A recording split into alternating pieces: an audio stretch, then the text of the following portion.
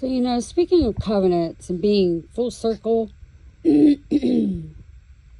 of completeness, when you see an unbroken circle, well, that's self-destruction because they don't have the completion. So if you're going to build a kingdom and leave off what you want and say, oh, I don't want to do that for selfish gain, selfish reason, the circle's unbroken and you just disobeyed the covenant.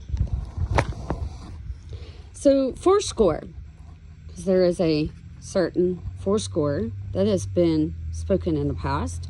Strong's 80, 84, fat, which is 80. And it also refers to 8, which is Strong's 80, 33, just one below. And if you go one more below to Strong's 80, 82, it's fat, plumpness, which is Shamain, lusty, plenteous, greasy, gross, or rich. So think of, describes a state of fatness, richness, or luxuriant abundance. It can be applied to land, produce, livestock, or physical size, or physique, which is size. And it marks something as well nourished and overflowing with resources. Are you winning yet? Come on now. Covenant prosperity, Genesis 49:20. Rich food forecast the tribe's coastal fertility that later supplied the palace of Solomon, the good man. So Numbers 13:20, the land scouting mission. In Ezekiel 34, the promises of rich pasture on the mountains of Israel, which is God prevails. There's no Jew nor Greek. Come on, y'all. Blessing and hospitality. This is required. Psalm 145:16 speaks of the generosity of God. Deuteronomy 28:11. Well-fed land reflects covenant fidelity. If I can speak today. So warning of complacency. In Nehemiah 9:25 recounts that they grew fat and ate of their field, delighting in great goodness. Verse 35 laments that despite living in that same rich land, the people rebelled. So material plenty without gratitude breeds spiritual apathy.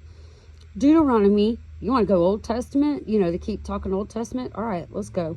32:15 describes Jeshurun, upright one is what his name means, who grew fat and kicked. Well, kick against the pricks, kick against the goads is what I've already heard it, is fertility, self-destructively resist authority of higher power. God's covenant, and then doing what you want to do with your own, taking out what you don't like. Serpent eat its tail. This is warning to save people, not to destroy them. So in Ezekiel 34:16, the good shepherd vows, but the fat and strong I will destroy. Excess that tramples others will be judged. Shamain swings between blessing and indictment depending on the moral posture of its recipient. Whoa, whoa, whoa. And fat and strong I will destroy. Well, who made you God to judge, to do the cleansing? In Noah's day, the wicked was destroyed. Not those doing wrong. Not those who were self-sacrificing to be trampled on. It's that excess that tramples others. Run back to the father, prodigal son, before it's too late. The prodigal's fattened calf. Luke 15:23. It symbolizes restored fellowship. Paul, which I know a lot of people get offended of on certain groups, because it brings conviction. Listen to him, please. Those of you that know exactly what is discussed and you feel conviction, don't condemn. You're your own worst enemy. It's conviction by God to put you on the right path for restored fellowship. So Paul urges the rich not to be arrogant, but to be rich in good deeds. 1 Timothy 6:17 through 18. And Old Testament warnings about abundance without obedience. And that was all for that one. But if you think of the fattened calf, you grow rich in land and produce and people that are referred to as certain animals. Just look around today. Physique and size. Well, we see what marks something well nourished and overflowing with resources, but to keep it for yourself brings ultimate judgment. The peacemakers come to warn, not to destroy you, but to convict you. Because if the prodigal son does not return and sacrifices his fattened calf to share his abundance, it will restore fellowship.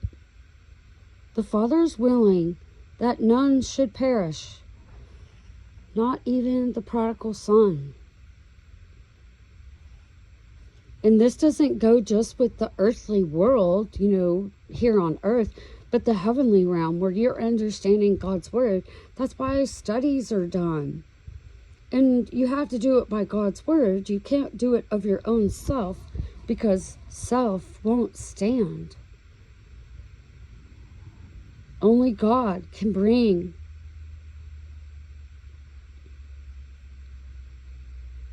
the prodigal back home.